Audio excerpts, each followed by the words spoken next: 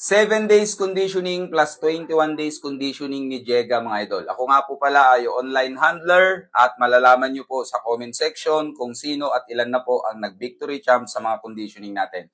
Balance conditioning ang tawag ko dito mga idol at ito yung tinatawag ko na less stress conditioning mga idol. Ano nga ba ang ibig sabihin muna ng conditioning mga idol? Ito po yung rest time, pahinga mga idol. Dahil galing na po yung model natin sa pre-con, training or batak. And ito po yung pag-iimpok ng energy and power kapag sinabing conditioning. Ano ang dapat nating iwasan kapag conditioning mga idol? Ang ma-stress ang ating alaga. Kaya tinawag ko na less stress conditioning. At gagawa tayo ng balansyadong conditioning. Kasi ang model natin, pag nag-select ka, dapat balansyado mga idol. Kaya nilagay ko po dyan yung stress conditioning na gagawin natin dito sa conditioning mga idol.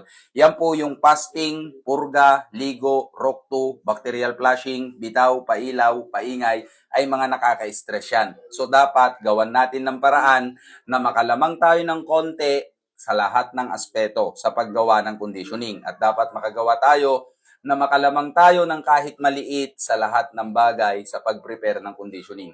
Ang paggawa ng conditioning mga idol, ito po ay isang pinakamahalaga mga idol na kung saan alam nyo naman po yung iba ay talagang may bayad, may tutorial po yan kapag itinuro. Sa akin wala po mga idol. Yung mismong gagamitin sa conditioning, yun lang po yung kailangan ninyong ma-order at ibibigay ko yung kopya talaga ng conditioning na yan. Ito mga idol ay gabay lamang. Kulang-kulang yung sasabihin ko dito kasi para ngayon sigurado na kontakin nyo ako mga idol at ibigay ko yung program. Ngayon mga idol, yung unang araw, kung mapapansin nyo mga idol, meron tayong nakalagay dito ng fasting. Bakit kailangan natin mag-fasting mga idol?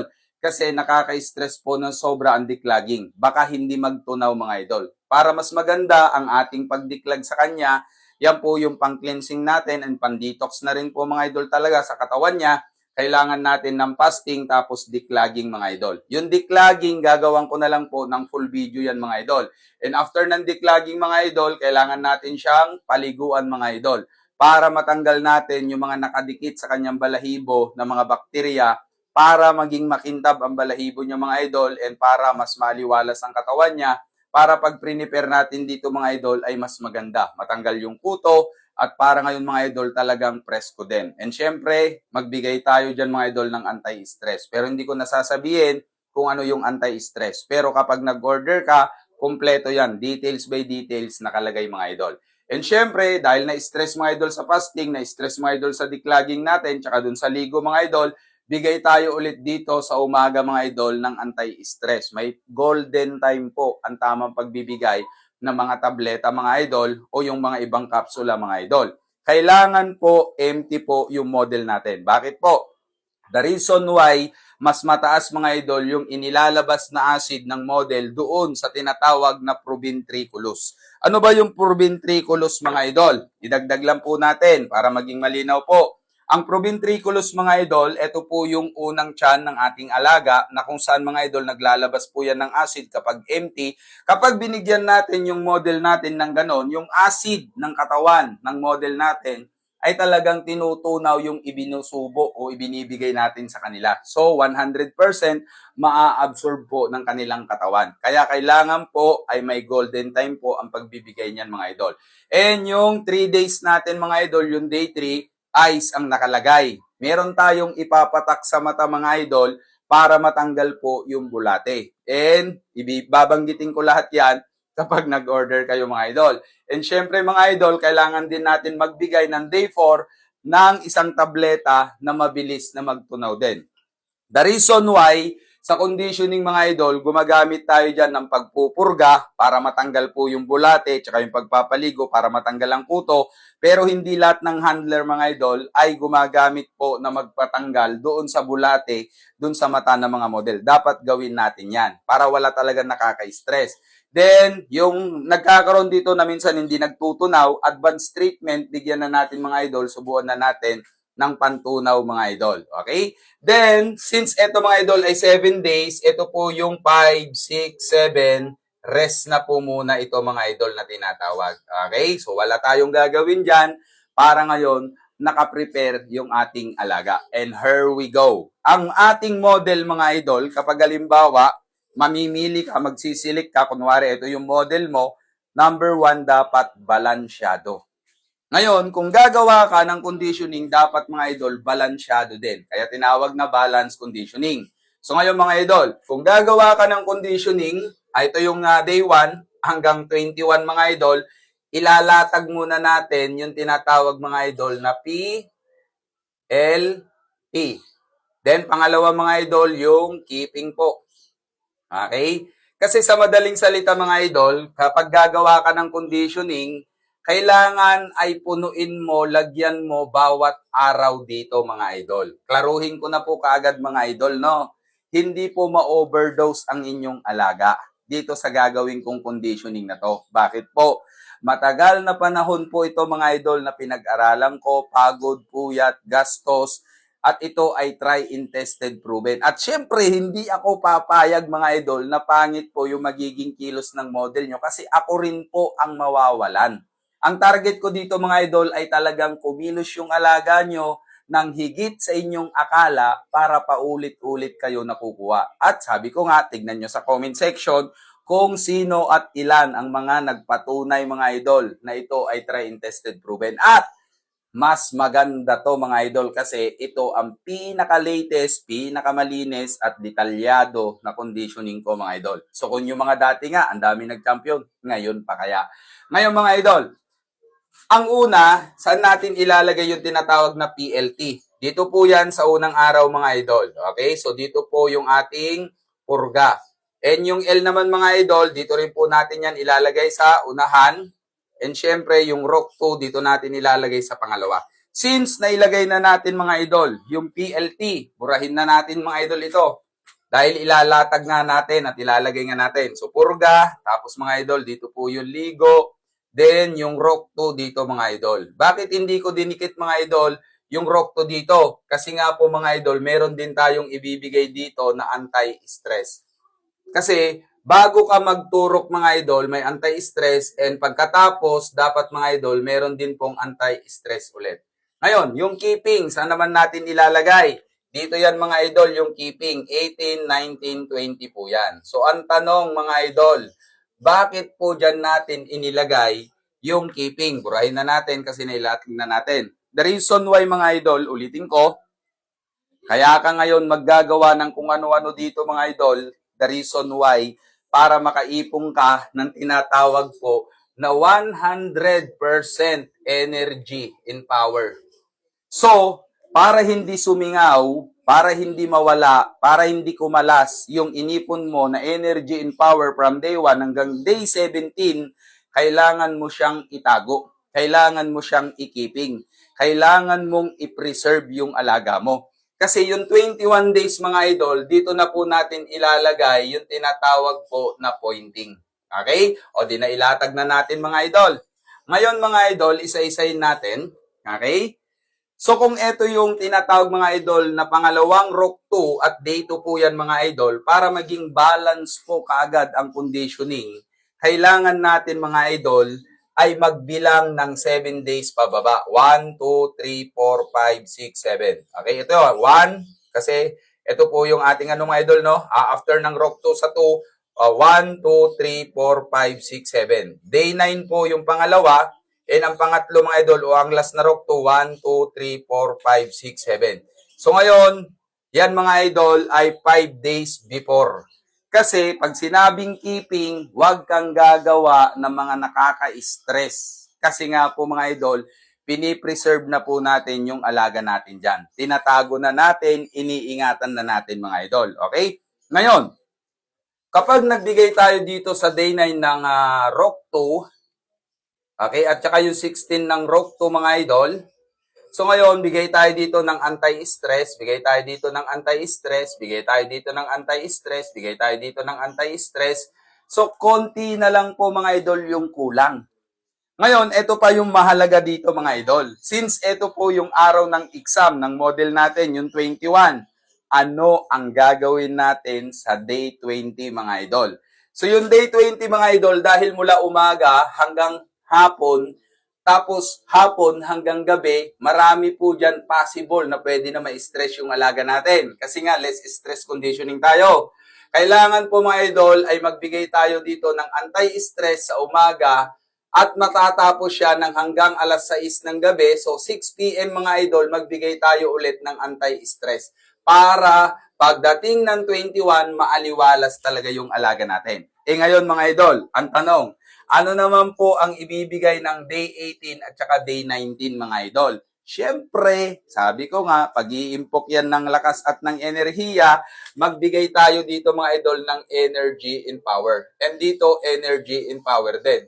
Kung kanina mga idol, binalance natin yung ating pag-rock 2 ng tinatawag na mula day 2, day 9, and day 16, balance, tig 7 days, kapag binilang natin pataas yung energy and power, 1, 2, 3, 4, 5, 6, 7. Balance na balance po yan mga idol. At pag binilang natin ulit dito, pataas, 1, 2, 3, 4, 5, 6, 7. Balance na balance po talaga. So ito yung pagbibigay mga idol ng energy and power din. Ito ay energy and power din mga idol. So yan po ang ating tinatawag na conditioning mga idol. So ngayon mga idol, pagdating po dito, anong oras ang pinakamagandang magpurga mga idol? Una, huwag kayo mga idol magpapasting po.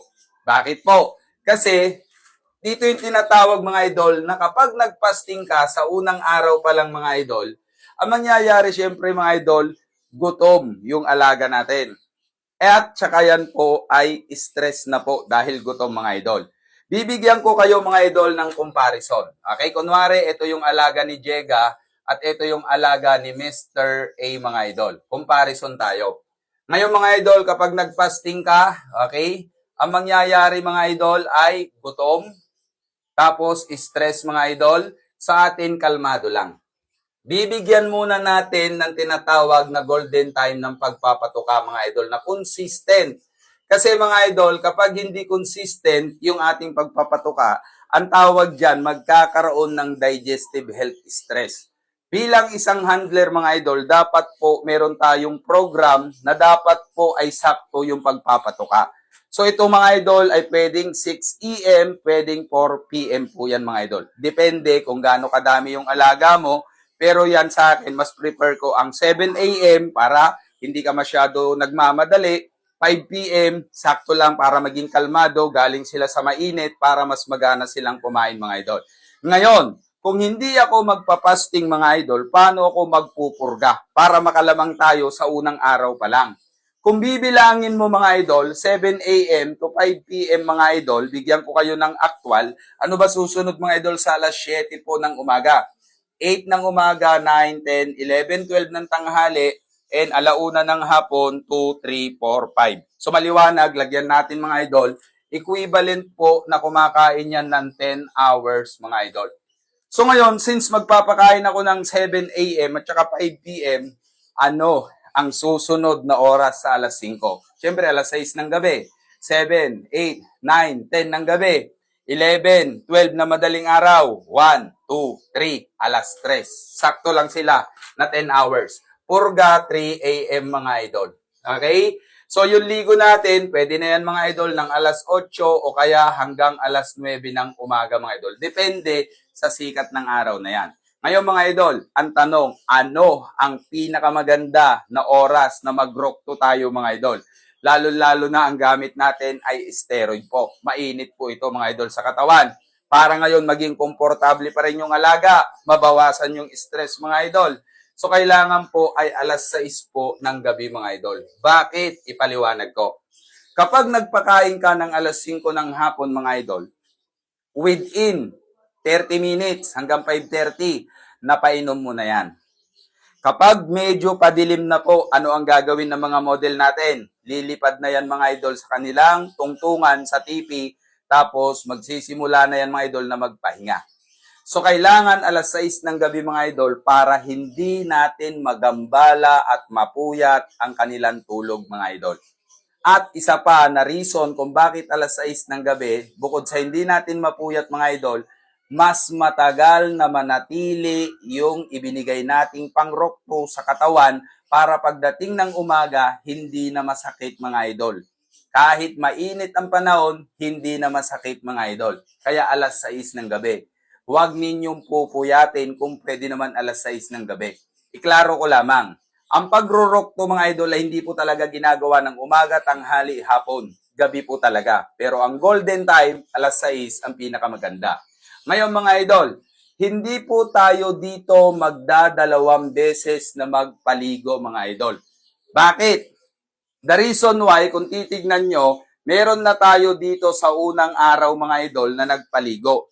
Bago pa tayo mag 7 days conditioning dito mga idol, meron tayong 1 month pre-con or 2 months pre-con at abangan nyo po yon. Ngayon, doon sa 1 month pre-con, 2 beses na po tayo doon magpapaligo mga idol. Kasama na po ito sa pangalawa mga idol. Ngayon, ang purpose lang po ng pagpapaligo ay para matanggal ang kuto. Yun lamang.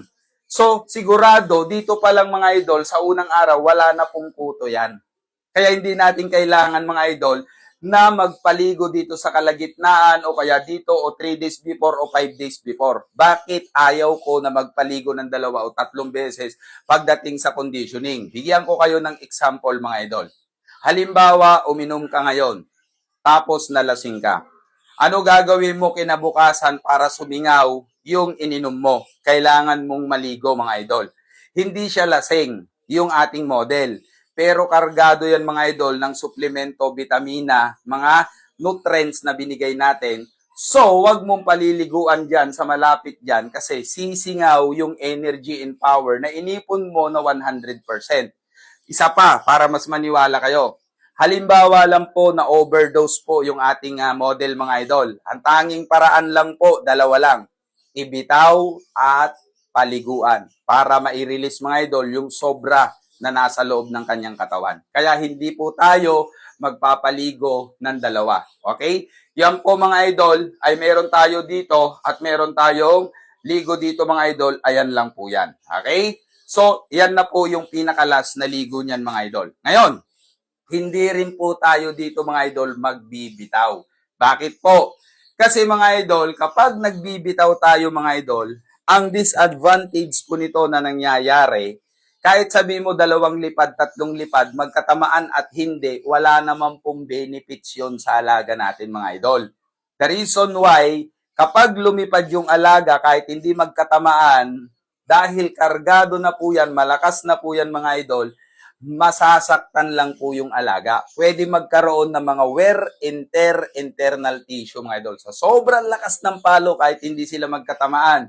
Pag napunit yung mga tissue sa loob ng katawan na hindi nakikita ng mata, kaya minsan nararanasan nyo, nagkakaroon dito na biglang hindi na lang po magana kumain, hindi na lang po nagtunaw, biglang nagkaroon ng pisik, ng halak, nagkaroon na sipon at marami pang iba. The reason why ay ibinibitaw pa rin po. So, walang pong benefits ang pagbibitaw mga idol. Yung bitaw, ginagawa po yan mga idol sa maintenance pa lang hanggang pre-con. Ito po ay rest time at pag-iimpok na po ng energy mga idol.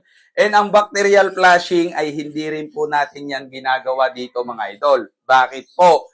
Bago ka pumili ng alaga mo, number 1, ang titignan mo dyan, syempre, yung kanyang estilo ng yung estilo ng kanyang laro. Pangalawa mga idol, yung kalusugan. At hindi ka naman syempre kukuha na may issue o may karamdaman. So kung healthy na po yung alaga natin mga idol, bakit kailangan mo pang gambalain yung good and bad bacteria? Alam nyo ba mga idol yung tinatawag na good?